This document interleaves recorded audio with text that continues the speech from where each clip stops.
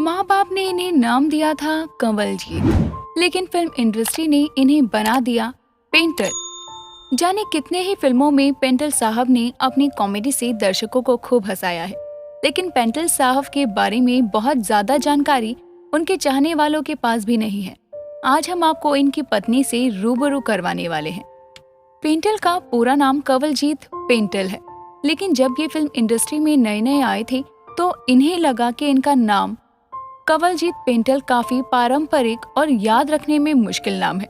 इन्होंने काफी सोचा कि ये अपने लिए कौन सा नया नाम चुने और आखिरकार इन्होंने अपने सरनेम पेंटल को ही अपना फिल्मी नाम बनाने का फैसला किया। पेंटल को बचपन से ही एक्टिंग का चस्का लग गया था। स्कूल के दिनों से ही ये एक्स्ट्रा करिकुलर एक्टिविटीज में हिस्सा लेने लगे थे। छोटी उम्र में ही इन्होंने अपनी कॉलोनी में नाटक करने शुरू कर दिए थे। अपने घर के सामने एक सफेद चादर बांधकर ये वहाँ शैडो प्लेस भी किया करती थी, जो कि इनके मोहल्ले के लोगों को बड़ी पसंद आती थी। पेंटल के पिता किसी जमाने में लाहौर स्थित पांचोली आर्ट स्टूडियो के सीनियर कैमरामैन हुआ करते थे। बंटवारे के बाद इनके पिता अपने परिवार को लेकर दिल्ली शिफ्ट हो गए थे। इनके पिता जानते थे कि इन्हें कला के क्षेत्र में रुचि है, इसीलिए जब ये बड़े हुए तो इनके पिता ने इन्हें सलाह दी कि तुम फिल्मी इंस्टीट्यूट में दाखिला ले लो। पिता की सलाह को मानते हुए पेंटल साहब ने film and television institute of India में दाखिला के लिए अप्लाई भी कर दिया और किस्मत से इन्हें वहां दाखिला मिल गया। पेंटल की फिल्मी करियर 1970 में आई फिल्म उमंग से शुरू हुआ। उस फिल्म में दिग्गज डायरेक्टर सुभाष घई ने काम किया था। जिस वक्त पेंटल ने ये फिल्म साइन की थी, उस वक्त वो FTII से पास ही हुए थे। हालांकि बहुत ही कम लोग ये बात जानते होंगे कि पेंटल साहब ने पहली दफा FTII में ही अपनी राखी में एक्टिंग की थी। वो फिल्म महेश कौल जी ने बनाई थी। हालांकि वो फिल्म कभी कमर्शियल रिलीज नहीं हो सकी। फिल्म लाल पत्थर में पहली दफा पेंटल साहब ने अपने दौर के शानदार अभिनेता राजकुमार साहब के साथ में काम किया। राजकुमार साहब अपनी रोबीली इमेज के लिए मशहूर थे। इनके कई ऐसे किस्से मशहूर थे जब इन्होंने नए कलाकार की जमकर टांग खींची हो। लाल पत्थर में पेंटल साहब राजकुमार जी के नौकर बनी थी। जब पेंटल पहली दफा राजकुमार से मिलने जा रहे थे तो काफी घबराए हुए थे, लेकिन जब ये राजकुमार के सामने पहुंचे तो इन्होंने बड़ी सजगता से इनसे बात की और इसके कुछ ही मिनटों में पेंटल साहब के मन में जो राजकुमार को लेकर घबराहट हो रही थी वो फुर हो गई। पेंटल साहब सत्ते पे सत्ता फिल्म में अमिताभ के 6 भाइयों में से एक थे।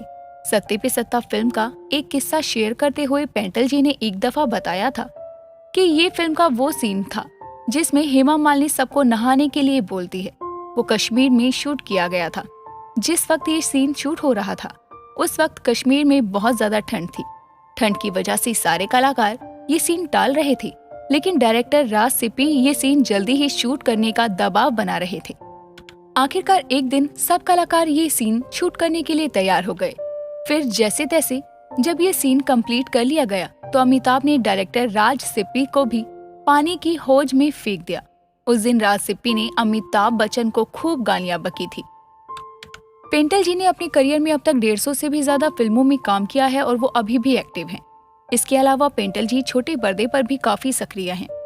इनके निभाए महाभारत के शिखंडी और विक्रम बेताल के दगड़ू के किरदार आज भी लोगों को याद है। बात करें अगर पेंटल जी को मिले अवार्ड्स की बात तो 1973 में आई बावर्ची और 1978 में आई चला मुरारी हीरो बनने के लिए पेंटल साहब को Filmfare award for best performance in a comic role दिया गया था। पेंटल ने कुछ वक्त तक फिल्म एंड टेलीविजन इंस्टीट्यूट में एक्टिंग विभाग के हेड के तौर पर भी काम किया था। कंवलजीत पेंटल का विवाह गीता पेंटल से हुआ था। ये जोड़ा कई वर्षों से एक साथ रहा और इनका वैवाहिक जीवन सुखी था। इनका एक बेटा है जिसका नाम हितेन पेंटल है और वो भी एक अभिनेता है। वो अपने पिता के साथ कोई है और द्वारकाधीश भगवान श्री कृष्ण जैसे कुछ टीवी शोज में भी दिखाई दिए हैं। कंवलजीत ने पारंपरिक सिख समारोह में गीता पेंटल से शादी की थी। इनकी शादी की तारीख और स्थान के बारे में लोगों को ज्यादा जानकारी नहीं है। वो एक दूसरे के करियर के समर्थक रहे हैं और इनके बीच एक मजबूत रिश्ता है। तो दोस्तों अभी के लिए बस इतना ही। मिलते हैं अगली वीडियो में। तब तक अपना ध्यान रखिए। Bye bye.